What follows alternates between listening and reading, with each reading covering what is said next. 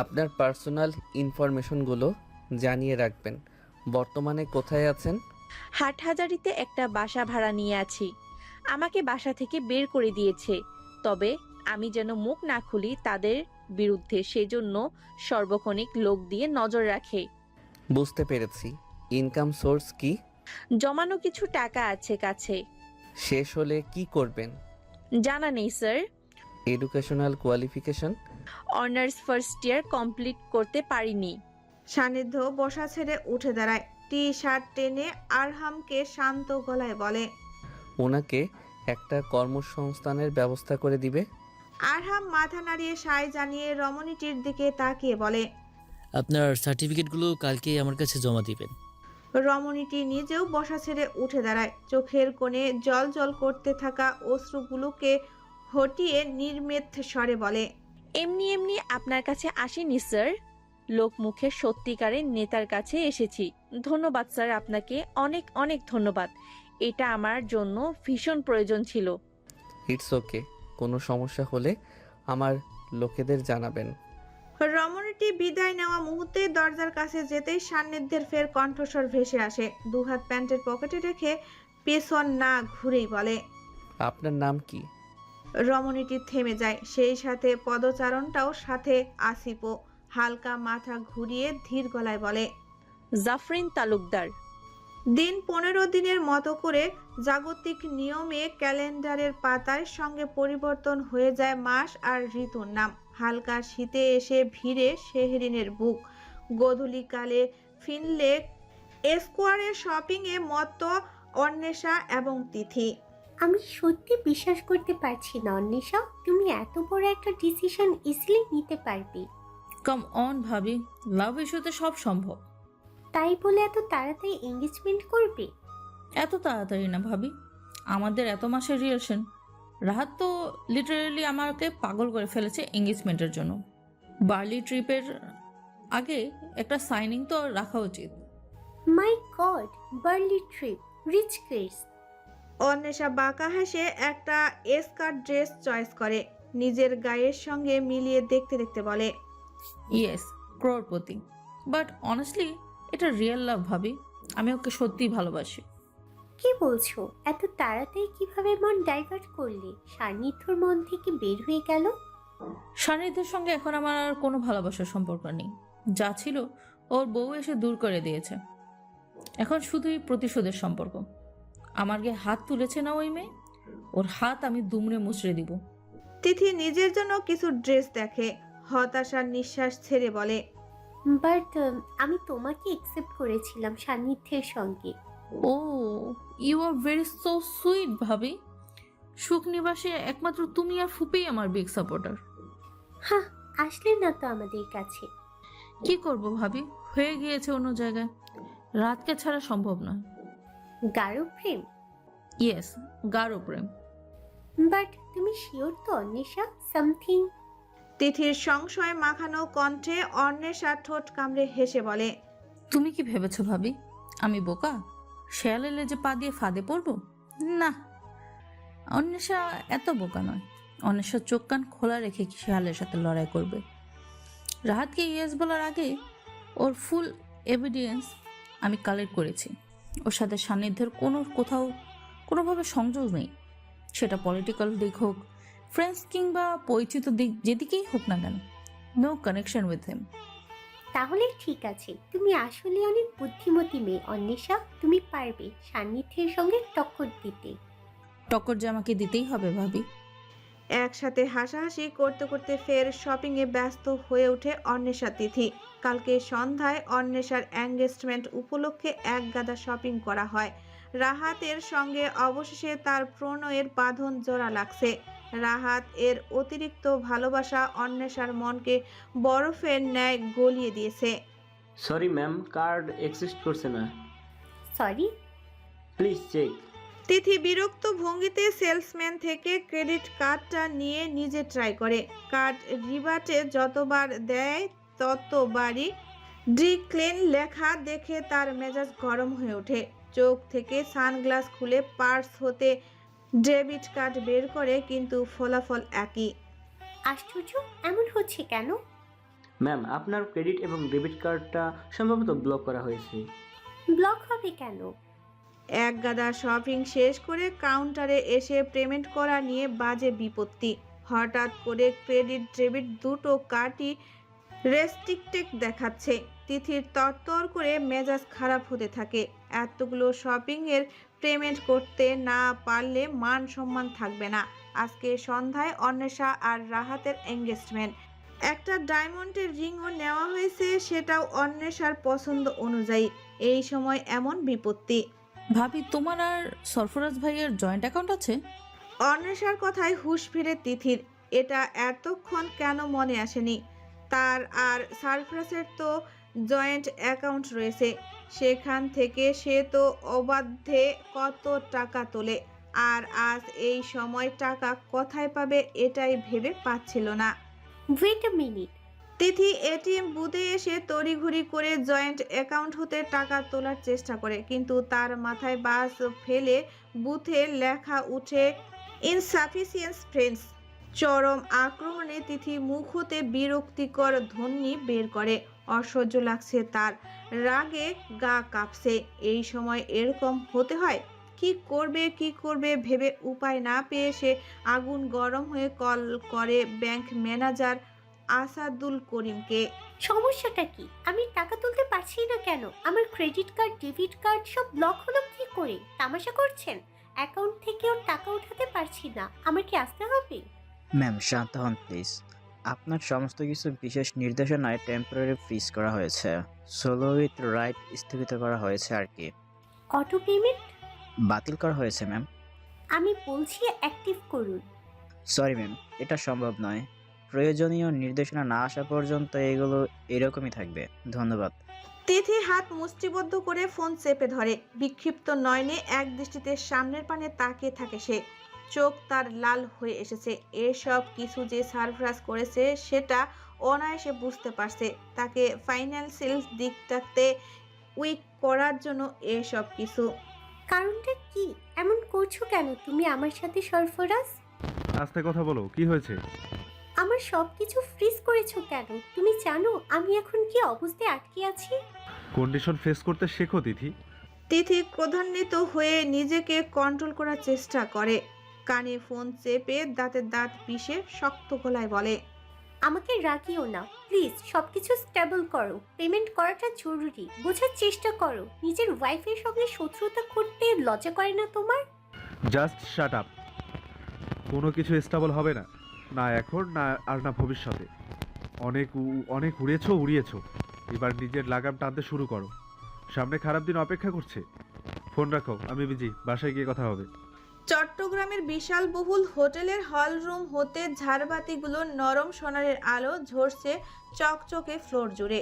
মখমল carpet, ক্রিস্টালের গ্লাসের সঙ্গে সবার উচ্ছ্বাস মাখা বদন।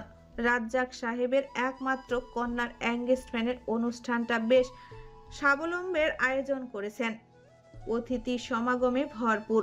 সুখ নিবাস হতে শাহজাহান সাহেব, মিসেস নাজনীন এবং তিথি ও তাসিন এসেছে।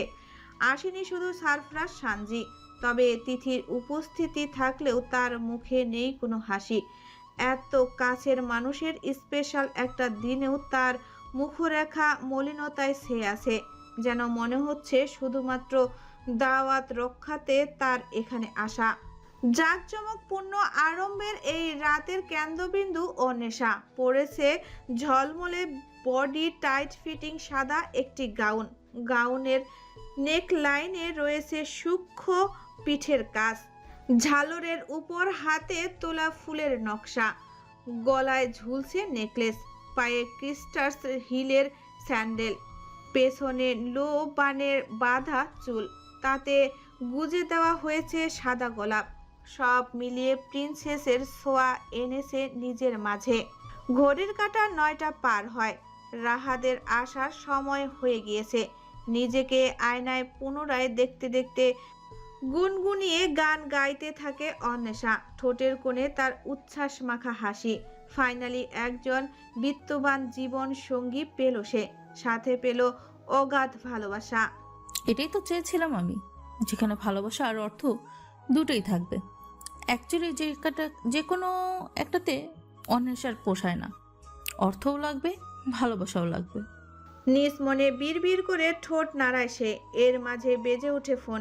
ভেসে ওঠা নাম্বার দেখতেই তার মুখে হাসি ফোটে। তৎক্ষণাৎ রিসিভ করতেই ওপাশ হতে ভেসে আসে। মাই লাভ, তোমার জন্য একটা সারপ্রাইজ রয়েছে, একটু বের হতে পারবে কি? কোথায়? It's very special. আমি বলছি, তুমি বের হও সুইটহার্ট। অন্বেষার সামান্য কপাল কুঁচকে গেলেও ঠোঁটের কোণে হাসি বিদ্যমান থাকে।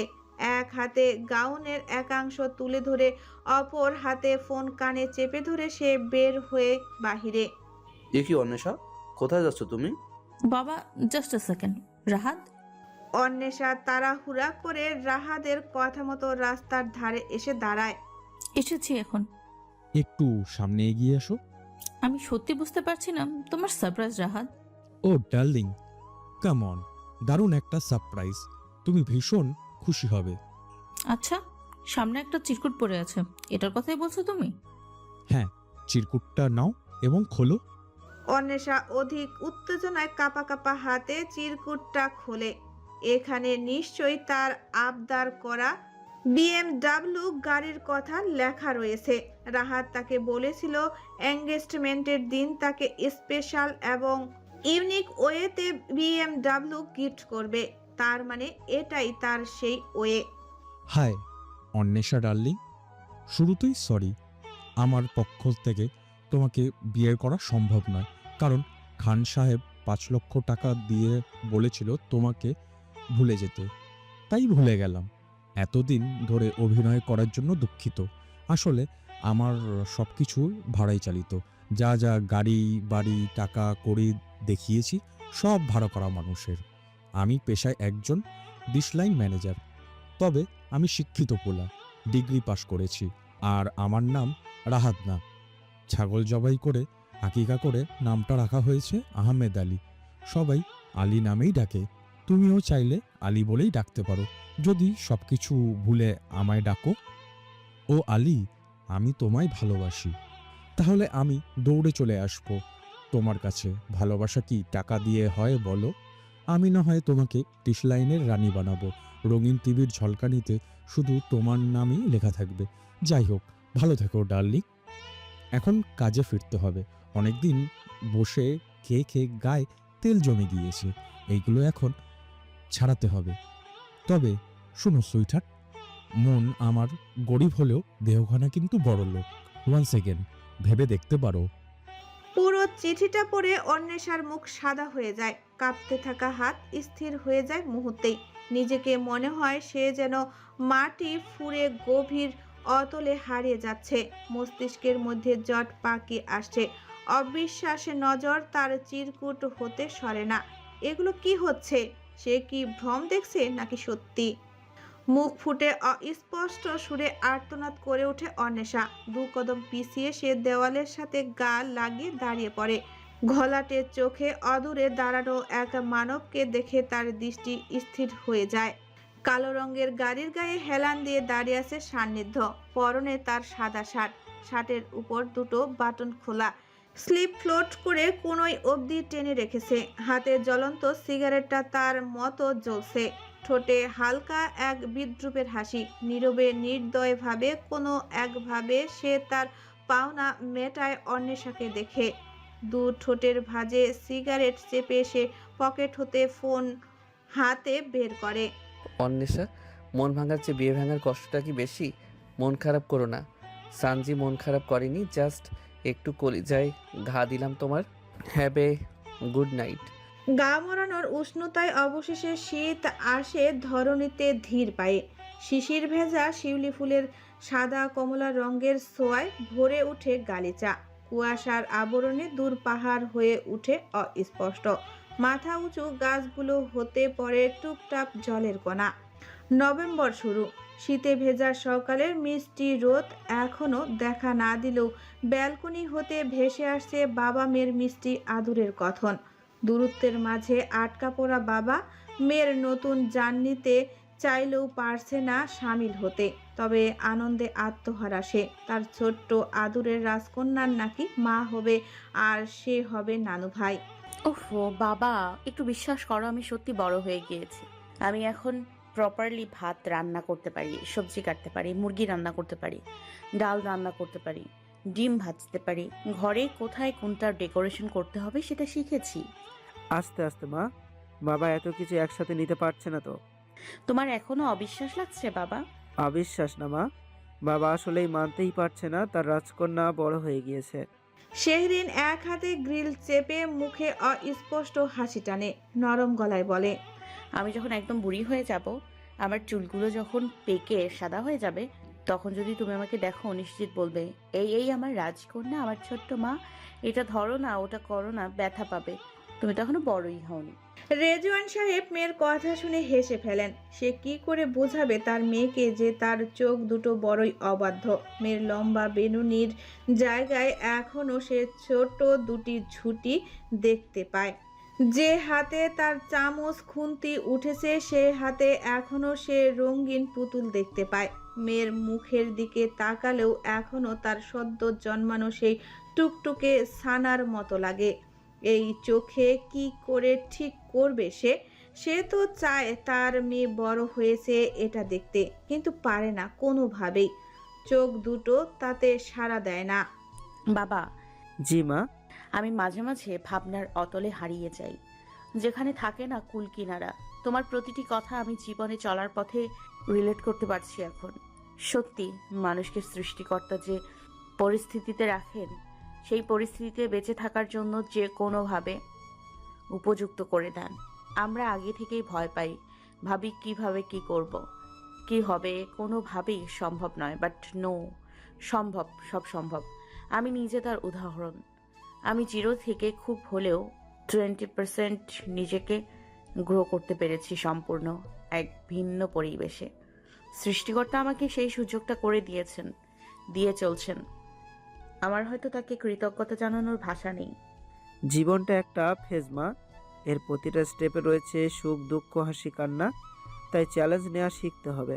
আমি পার্সোনালি খুশি হয়েছি তুমি এরকম একটা কন্ডিশনেও সাহসী পদক্ষেপ নিয়েছো, তাও সেটা নিজস্ব ইচ্ছাতে এবং স্বীয় আত্মবিশ্বাসে। আমার মনে হচ্ছে এই জার্নিটা তোমাকে দারুণ একটা লেসন দিবে। তুমি জীবন সম্পর্কে আরো গভীরভাবে জানতে পারবে।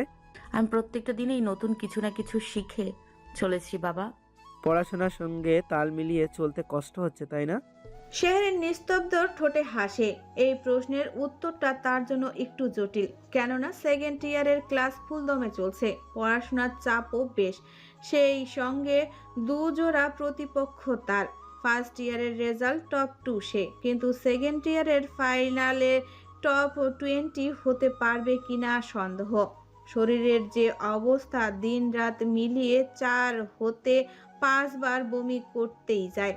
যেটুকু যা খাবে হজম হতে না হতে উগরে আসছে, শরীর হয়ে যায় নিস্তেজ। চেষ্টা করছি তাল মিলিয়ে চলার বাবা, এখন দেখা যাক কত দূর যেতে পারি। সেকেন্ড ইয়ারের জন্য টপ প্লেসের এক্সেপ্টেশন ছেড়ে দাও, থার্ড কিংবা ফোর্থ ইয়ারের জন্য তুলে রাখো। সেকেন্ড ইয়ারের জার্নিটা যেহেতু কম্বাইন্ড, সেক্ষেত্রে দুটোকে মাঝামাঝি ব্যালেন্সে রাখো, যেন কোনোটাই তোমার হাতছাড়া না হয়। সিজি মিডিয়ায় হোক না, নো প্রবলেম, বাট আজ অ্যাজ আ মাদার তুমি সুস্থ থাকো, তোমার অনাগত সন্তান সুস্থ থাকুক, এটা তোমার সিজির চেয়ে অনেক বেশি দামি। আমি নিজেকে স্টেবল রেখে যতটুকু স্টাডি করা যায় করব, বাট ভয় একটাই, এক্সাম টাইমে যদি সি সেকশন নিয়ে।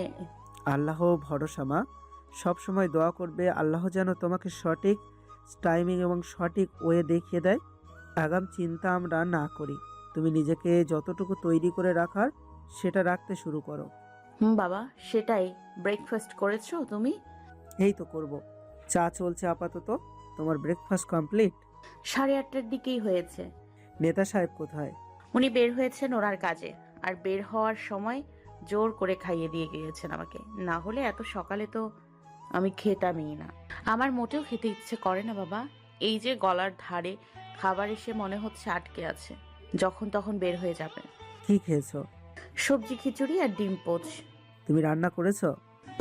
নেতা সাহেব করেছেন।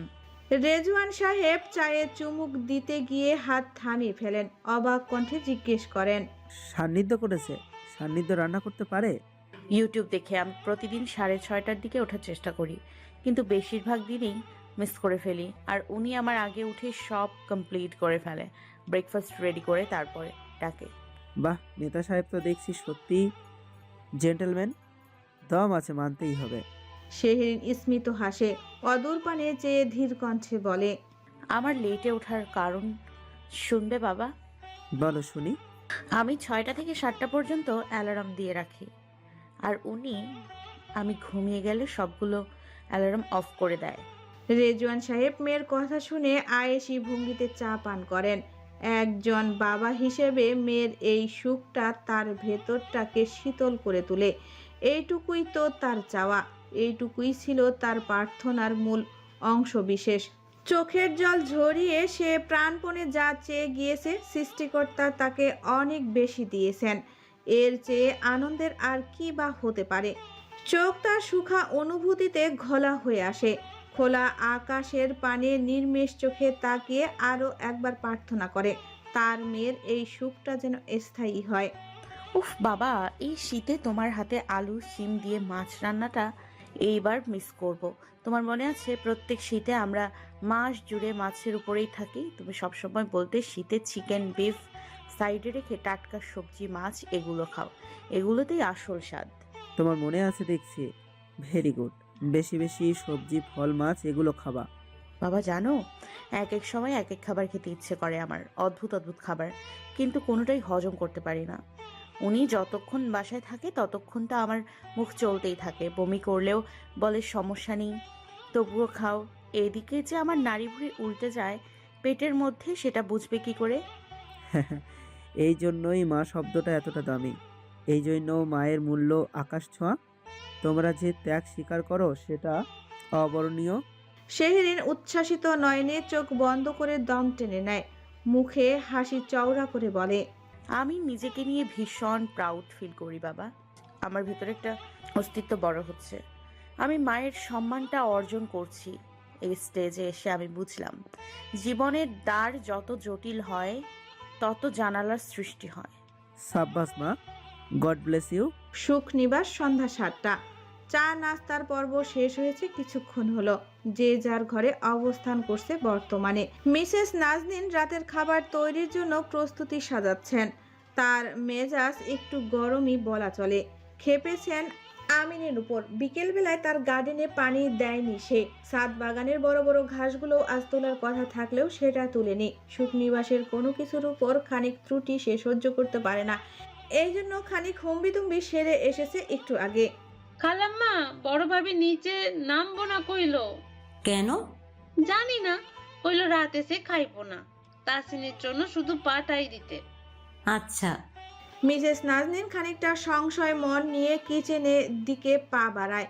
কদিন হলো সে তিথিকে খেয়াল করে আসছে। আগের মতো উৎফুল্লতা নেই তার মধ্যে, সবসময় কেমন রেগে রেগে থাকে। কথাবার্তার ধাঁচও কেমন বদলে গিয়েছে চোখের পলকেই। হলোটা কি? সপরাজের সঙ্গে কি কিছু হয়েছে?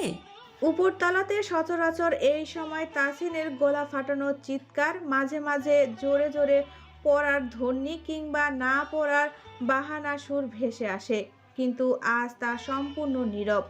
বাবা আজ বাসায় আছে, সেই কারণে সে বাবার সঙ্গে ভিডিও গেম খেলতে মজেছে। তাসিন, একটু ফুলমনির ঘরে যাও তো বাবা। এখন না মামনি, আমি খেলছি তো। একটু পরে এসে খেলো। না না না, আমি এখন যাব না বাবা। সারফরাজ তিথির অন্ধকার আবৃত মুখরেখার দিকে এক পলক তাকিয়ে বলে, কি হয়েছে? তোমার সঙ্গে আমার কিছু কথা আছে। সারফরাজ ফের ভিডিও গেমের দিকে মনোযোগ দিয়ে ছোট করে বলে, বলো। তাসিনের সামনে বলতে চাই না, ওকে সানজির ঘরে যেতে বলো। না, আমি যাব না মামনি। তাসিন কাঁদো কাঁদো গলায় সারফরাজের গলা জাপটে ধরে। সে কিছুতেই এখন ফুপুমনির ঘরে যাবে না। মামুনির রাঙানো চোখ পরোয়া না করে সে বাবার আশ্রয় নেয়। সারফরাজ ছেলের নাছরবান্দার রূপ দেখে কিছু একটা ভেবে ধীর কণ্ঠে বলে, ব্যালকনিতে যাও, আসছি।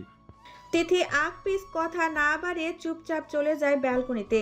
সারফরাজ ছেলের সঙ্গে আরো মিনিট দুয়েকের মতো সময় কাটায়। বাবা, তুমি খেলতে থাকো, আমি একটু আসছি। তাড়াতাড়ি আসবে। ওকে।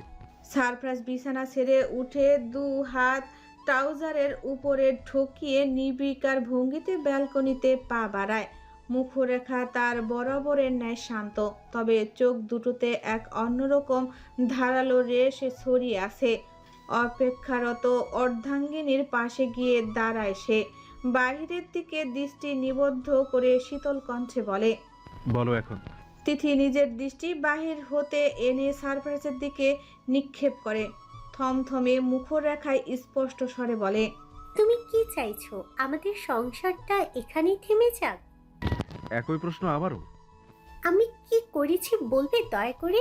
আমার উপর এত রাগ কেন তোমার? তুমি নিজে আমাকে কোণঠাসা করেছো, রীতিমতো ইগনোর করে চলেছো। এইসবের মানে কি সরফরাজ? আস্তে কথা বলো, ভিতরে তাসিন আছে। সারপ্রাইজ পকেটে 2 হাত রেখে তিথির দিকে ঘুরে তাকায়। জ্বলন্ত আগুনে দাউ দাউ করে জ্বলছে তিথির দুটো চোখ। বুঝতে পারছে ভেতরটাও এরকম জ্বলছে। পরিস্থিতি ভেদে পারছে না উগরে দিতে। তুমি কি করেছো সেই হিসাব যদি আমি তুলে ধরি, তাহলে তুমি অনেক কিছুই হারিয়ে ফেলবে এই মুহূর্তে।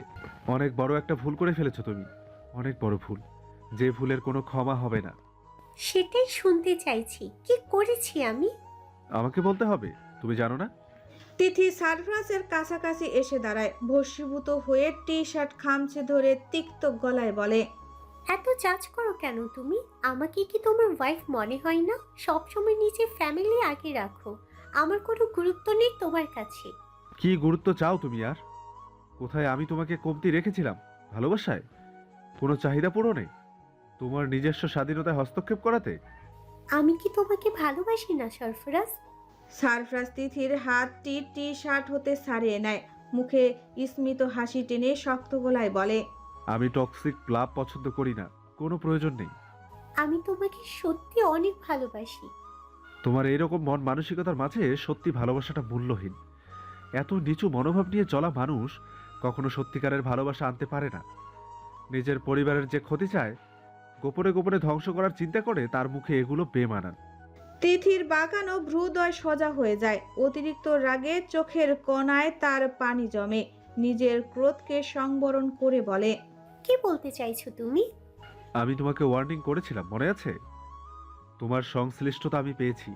এবার বলো, লয়ার ম্যানেজ করবে কবে থেকে? সরফরাজ, শ্যাট আপ তিথি। আমার ধৈর্যের পরীক্ষা নিতে এসো না। আমি যেটা বলেছি সেটাই হবে। এই নোংরা মন মানসিকতা নিয়ে তোমার সঙ্গে আমার সংসারটা এগিয়ে নিয়ে যাওয়া কোনোভাবেই সম্ভব না। একজন ভালো স্ত্রী কিংবা ভালো মা হওয়ার যোগ্যতা তোমার নেই। তিথির গা বেয়ে শীতল স্রোত বয়ে যায়। বশীভূত চোখ নিভে যায় দপ করেই। চোখের সামনে সারপ্রাইজের কঠোর রূপ তার আত্মার কাঁপন ধরায়। হতবিলম্ব কণ্ঠে জিজ্ঞেস করে, তুমি ডিভোর্স কনফার্ম করতে চাইছো?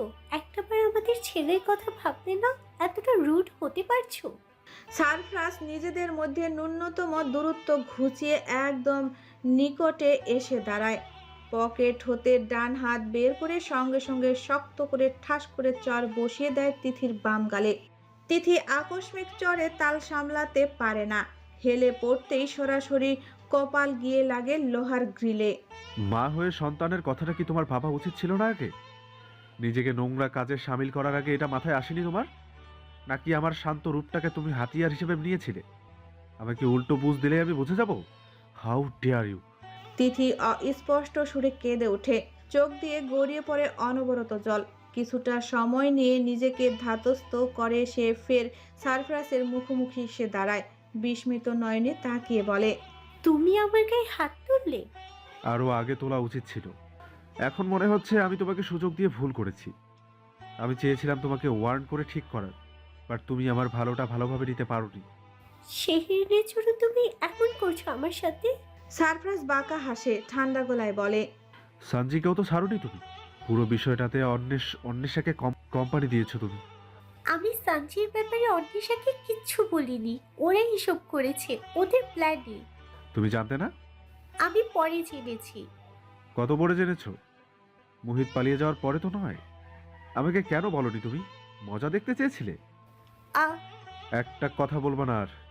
শেরিন সানজি তোমার কি ক্ষতি করেছে? ওরা তোমার শত্রু মনে করো? Answer me. সারপ্রাইজের জোরালো গলার ধমকে তিথি কেঁপে ওঠে। সামনে দাঁড়ানো মানবটির ক্ষুব্ধ দৃষ্টি হতে নিজেকে সংবরণ করার চেষ্টা করলেও ফলপ্রসূ হয় না, মুখ খুলতে গিয়েও হয় ব্যর্থ। নিজের বাবার বিজনেস পার্টনারের মন রক্ষার্থে স্বজনপ্রীতি দেখাতে গিয়েছিলে অন্বেষার প্রতি। আমার বোনের ইমোশন তোমার কাছে এন্টারটেইনমেন্টের মতো ছিল। জেলাসি ইগো নিয়ে শেহরিনকে ছোট করতে, আমাকে উস্কে দিতে সব ক্ষেত্রে। তারপরেও কিভাবে বলছো তুমি কিছুই করনি? আমি কি করা বাদ ছিল তোমার? এত টক্সিসিটি নিয়ে থাকো কিভাবে?